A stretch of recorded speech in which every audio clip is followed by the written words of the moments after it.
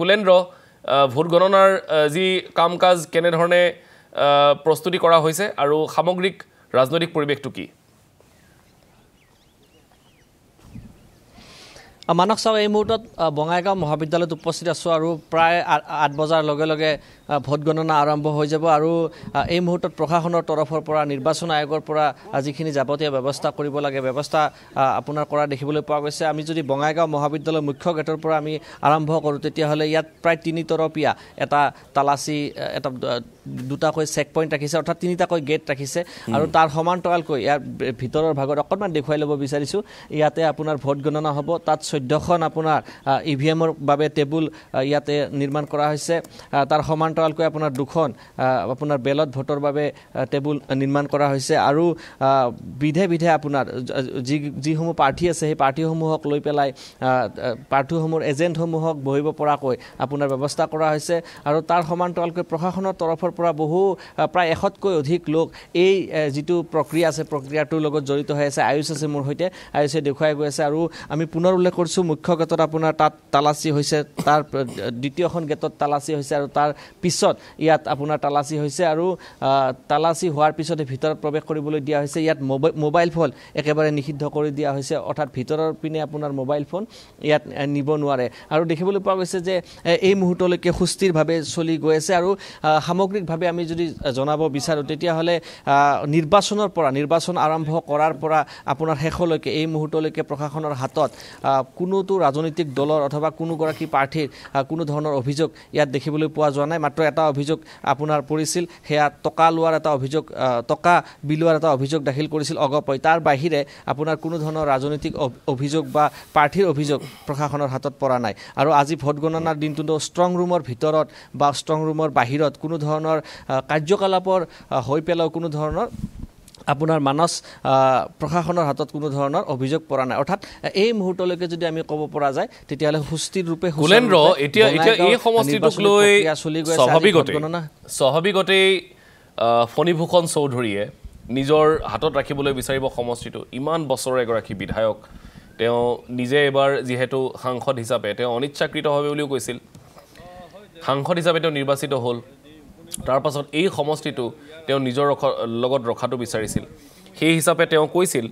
যে আচলতে মই নহয় ৰাইজে বিচাৰিছে দীপ্তিময়ী চৌধুৰী এতিয়া নিৰ্বাচনটো হৈ যোৱাৰ পাছত নিশ্চয় প্ৰত্যেকটো ৰাজনৈতিক দলে গম পায় যে আচলতে ফলাফল কি হ'বলৈ গৈ আছে এতিয়া নিৰ্বাচনৰ পাছত ফণীভূষণ চৌধুৰীৰ কনফিডেন্সটো কেনেকুৱা দেখিছে আমি ফণীভূষণ চৌধুৰীক লগ কৰি ল'বলৈ যত্ন কৰিছিলোঁ বা তেখেতৰ আমি বাইট ল'বলৈ যত্ন কৰিছিলোঁ আৰু তেখেতৰ যিটো বডি লেংগুৱেজ আছে সেই বডি লেংগুৱেজৰ পৰা আমি জানিব পাৰিছোঁ যে তেখেত এক প্ৰকাৰ কনফিডেণ্ট আৰু বঙাইগাঁও সমষ্টিৰ ক্ষেত্ৰত যদি আমি ক'বলৈ যাওঁ তেতিয়াহ'লে ফণীভূষণ চৌধুৰীৰ 40 বছৰ আপোনাৰ ইয়াত বিধায়ক হৈ আছে অৰ্থাৎ 8বাৰকৈ তেখেত বিধায়ক হৈছে এবাৰ MP হৈছে আৰু এই সময়ছোৱাত তেখেতৰ যিটো আপোনাৰ সমষ্টিবাসীৰ সৈতে যিটো তেওঁৰ নিবিড় সম্পৰ্ক সেই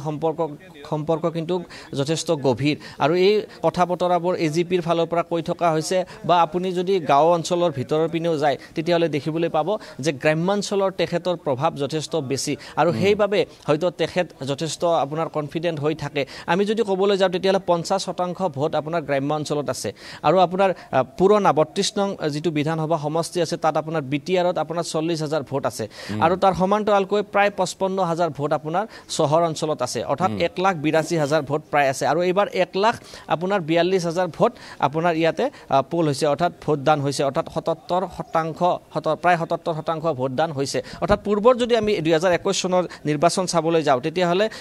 2021 চনৰ নিৰ্বাচনতকৈ কিন্তু এইবাৰ 9,000 ভোট কমিছে অৰ্থাৎ সেই তুলনাৰে যদি আপুনি চাবলৈ যায় তেতিয়াহ'লে ভোটৰ যিটো শতাংশ আছে সেই শতাংশটো কমিছে কিন্তু ফণীভূষণ চৌধুৰীৰ পৰা আমি যেতিয়া ভাষ্য গ্ৰহণ কৰিছিলোঁ তেখেতে এটা কথা উল্লেখ কৰিছে যে পূৰ্বৰ তেখেতৰ আপোনাৰ 54% অৰ্থাৎ 54% তেখেতসকলে ভোট পাইছিলে অগপ দলে আৰু এইবাৰ সেই যিটো শতাংশৰ হাৰ আছে শতাংশৰ হাৰটো তেখেতে বৃদ্ধি হ'ব বুলি কৈ গৈ আছে আৰু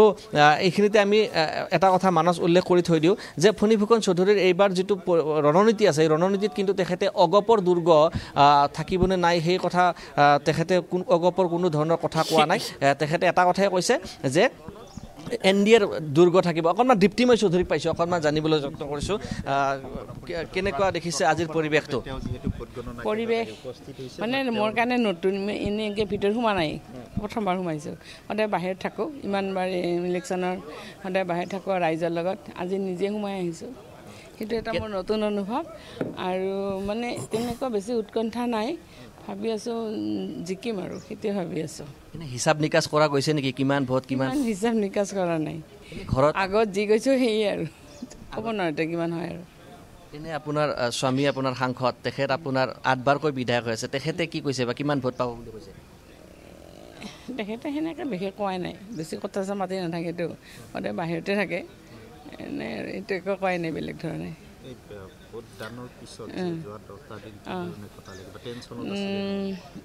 মানে বহুত দিন ঘৰত নাছিলোঁ অলপ ঘৰুৱা কিবা কিবি কাম কৰিলোঁ তাৰপিছত সমষ্টিত গ'লোঁ আৰু যিসকল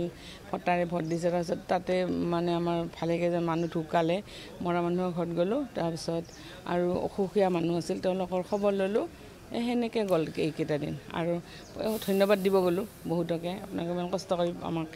কষ্ট কৰিলে ইলেকশ্যনত গতিকে তেওঁলোকক ধন্যবাদ দিলোঁ সেইটোৱে আৰু বিশেষকৈতো সেই মৰা মানুহ ঘৰতে গ'লোঁ গোটেই দিনটো থাকিলোঁ তেওঁলোকৰ লগত মানে তেওঁলোকৰ দুখৰ দিন মানে এষাৰ মাত দিব পালোঁ সেইটোৱে আৰু আজি বিশেষ তেনেকৈ অনুভৱ বুলি ক'লে ভাল লাগি আছে আৰু নিশ্চয় কিবা এটা ভাল ফল পাম সেইটোৱে ভাবি আছোঁ আৰু বিজয় হ'ব বুলি নিশ্চিত ভাবি আছোঁ আৰু ব্যৱধান কিমান হ'ব বুলি ভাবি আছে এতিয়া ব্যৱধান এই মুহূৰ্ততটো ক'বই নোৱাৰিম এতিয়া সেইকেইদিন কৈছিলোঁ মানে পাম কিজানি 35 মানে এনেকুৱা আজি এতিয়া ক'ব নোৱাৰোঁ এতিয়া নিকটতম প্ৰতিদ্বন্দ্বী কোন থাকিব এতিয়া কংগ্ৰেছে থাকিব এয়া দীপ্তিময় চৌধুৰী তেখেতে আপোনাৰ প্ৰথমবাৰৰ বাবে আহিছে আৰু তেখেতে ভিতৰত প্ৰৱেশ কৰিছে আৰু এই ধৰণে দেখিবলৈ পাইছে মানস যে তেখেতসকলৰ অগপৰ দীপ্তিময় চৌধুৰী সচৰাচৰ তেখেতে এই ধৰণৰ মাৰ্জিনৰ কথা বা জয় পৰাজয়ৰ কথা বৰ স্পষ্টকৈ নকয় আমি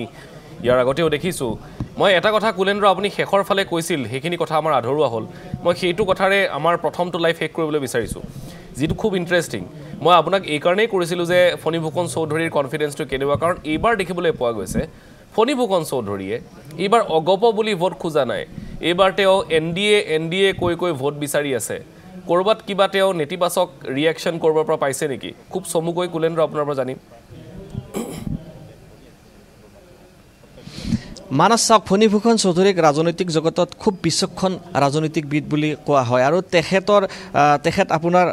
গণিতৰ শিক্ষক আছিল আৰু তেখেতৰ যি ধৰণৰ গণিত বঙাইগাঁও সমষ্টিত চলি আহিছে সেই কথা হয়তো বঙাইগাঁৱৰ ৰাইজৰ বাহিৰেও অসমৰ ৰাইজে জানে যে 8বাৰকৈ বিধায়ক হৈছে আৰু তেখেতে আপোনাৰ যেতিয়া বিসম্বাদ হৈছিল আপোনাৰ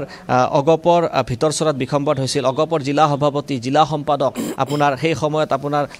পদত্যাগ কৰিছিল নতুনকৈ তেখেতসকলে ৰাজনৈতিক প্ৰাৰ্থী হিচাপে পৰিকল্পনা কৰি প্ৰাৰ্থিত্ব প্ৰদান কৰিছিল এই উপনিৰ্বাচনত শৈলেন্দ্ৰ চৰকাৰ আৰু তাৰপিছত আপোনাৰ যেতিয়া ভিতৰচৰাত অকণমান আপোনাৰ খলকনিৰ সৃষ্টি হৈছিল তেওঁ আপোনাৰ পৰিকল্পনা কিছু সলনি কৰিছে আৰু পৰিকল্পনা সলনি কৰি পেলাই তেখেতে আপোনাৰ এই অগপৰ হৈ পেলাই ভোট বিচৰাটো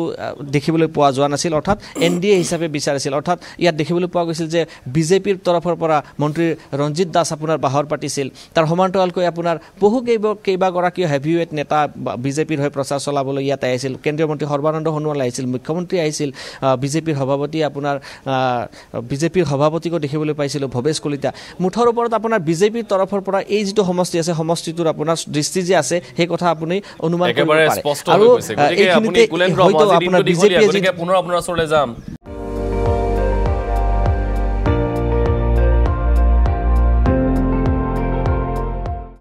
আপুনি চাই আছে ND24 সৰ্বশ্ৰেষ্ঠ নহয় সৰ্বোত্তমৰ দৌৰ